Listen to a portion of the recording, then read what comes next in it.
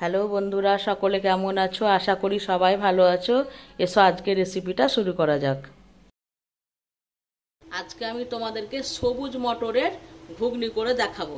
এ দেখো, রাত্রেবেলাতে আমি খাবার সোডা দিয়ে 500 আমি সবুজ মটর ভিজিয়ে রেখেছিলাম। এটা প্রেসারে সিটি দেওয়ার কোনো দরকার নাই। তোমাদের যদি মনে হয় তাহলে একটু কড়াইয়ে তোমরা ভাপ দিয়ে নিতে পারো, কেন এটা সবুজ মটরশুঁটির মতোই জলে ভিজালেই নরম হয়ে যায়। তবু যদি তোমাদের মনে হয় আরেকটু নরম করব, তাহলে জলে একটু কড়াই বসিয়ে ভাপ দিও, প্রেসারে সিটি দিও না, ঠিক আছে? এবার এখানে আমি দুটো বড় পেঁয়াজ কুচি করে রেখেছি, একটা বড় টমেটো কুচি করে রেখেছি, দুটো বড় আলু ছোট ছোট করে কেটেছি, এক আটি ধনে পাতা নিয়েছি, 4টে তেজপাতা নিয়েছি, আর অর্ধেকটা নারকেল কুচি করে রেখেছি, আর একটা আমি কাগজি লেবু কেটে রেখেছি। রসটা তোমাদের পছন্দ মতো দেবে। এখানে আমি একটা ভাজা মশলা শিশিতেই রেখে দিয়েছি, কারণ ঢেলে রাখিনি, সেন্ট উড়ে যাবে বলে। এটা পরিমাণ মতো নিয়েছি, যেমন লাগবে সেই রকম দেব। পরিমাণ মতো সর্ষের তেল নিয়েছি, পরিমাণ মতো লবণ নিয়েছি, আর এখানে একটা মশলার ব্যাটা তৈরি করে রেখেছি। 1 চামচ চিনি দিয়েছি, 2 চামচ হলুদ, 2 চামচ লঙ্কার গুঁড়ো, 2 চামচ জিরে গুঁড়ো, 2 চামচ ধনে গুঁড়ো, আর 2 চামচ আদা, 1 চামচ রসুন বাটা। ঠিক আছে, তাহলে চলো রান্নাটা এবার আমি শুরু করে দিই। একটা কড়াই বসিয়ে দিয়েছি, কড়াইয়ের মধ্যে আমি 5 চামচ সর্ষের তেল দিয়ে দিয়েছি। তেলটা গরম হয়ে গেছে, ওই তেলের মধ্যে আমি এবার আলুগুলোকে দিয়ে দিচ্ছি।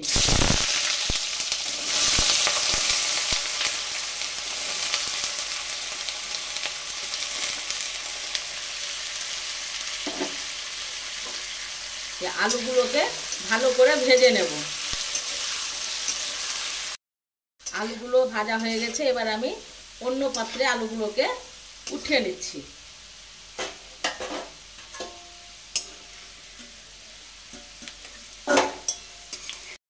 সব আলুগুলোকে আমি উঠিয়ে রাখলাম। ওই তেলের মধ্যেই পেঁয়াজগুলোকে আমি দিয়ে দিচ্ছি।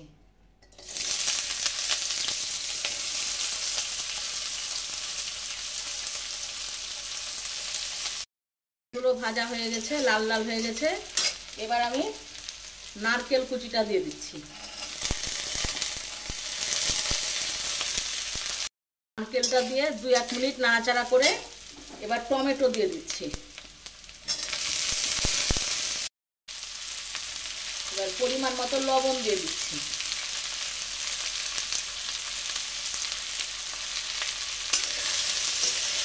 লবণটা দিলে টমেটোটা তাড়াতাড়ি নরম হয়ে যাবে, না তো টমেটো তো আমাদের বড় অবাধ্য সবজি, কিছুতে নরম হতে চায় না।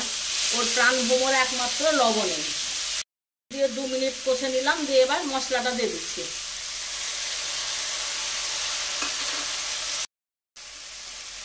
মশলার বাটি ধুয়ে একটু জল দিয়ে দিচ্ছি।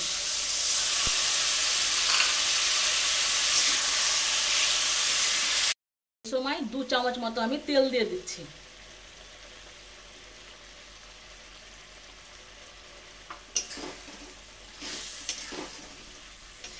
এখন এবার 4টে তেজপাতা দিয়ে দিচ্ছি।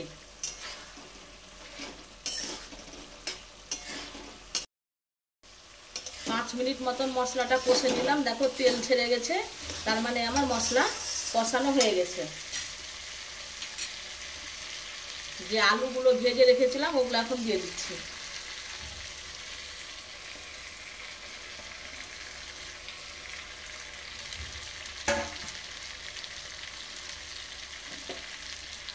ধনে পাতা কুচি দিয়ে দিচ্ছি।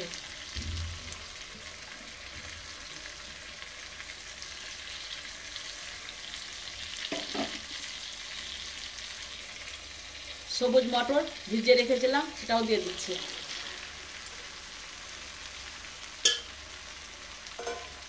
দিয়ে এবার ভালো করে এটাকেও একটু কষে নেব।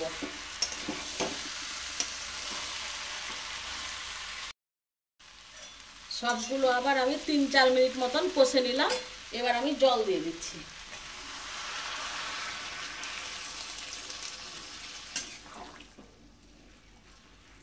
এটা ঝোল করব যেহেতু, ওই জন্য একটু বেশি পরিমাণে জলটা দেব।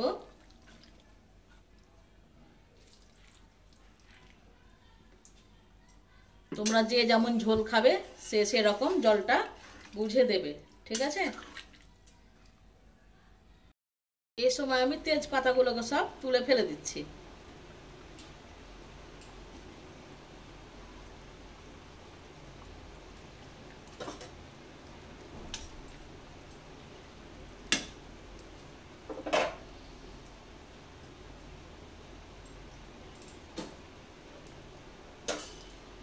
ঘুগনিটা আমার হয়ে এসেছে, আর বেশি ফোটাবো না।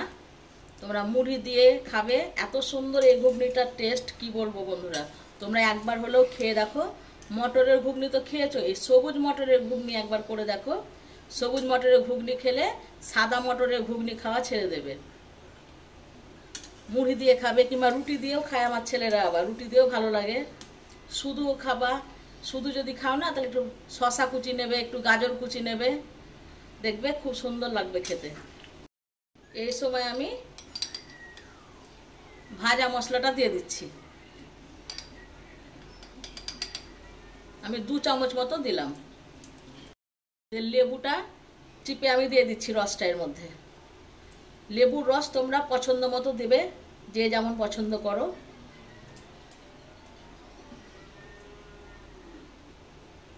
আমি এখানে একটা গোটা লেবুর রস চিপে দিয়ে দিচ্ছি। এবার ভালো করে একবার নাড়তে হবে। তো তোমরা খেয়ে দেখো, যদি ভালো লাগে তো অবশ্যই আমাকে জানাবে বন্ধুরা। আমাকে সাপোর্ট করো, আমার পাশে থেকো। তাহলে আজকের মতো বন্ধু বিদায়। আবার আসবো কালকে একটা নতুন রেসিপি নিয়ে। ততক্ষণ তোমরা সবাই ভালো থেকো, সুস্থ থেকো। দেখতেই পাচ্ছ কি সুন্দর হয়েছে ঘুগনিটা। এবার আমার কমপ্লিট হয়ে গেল।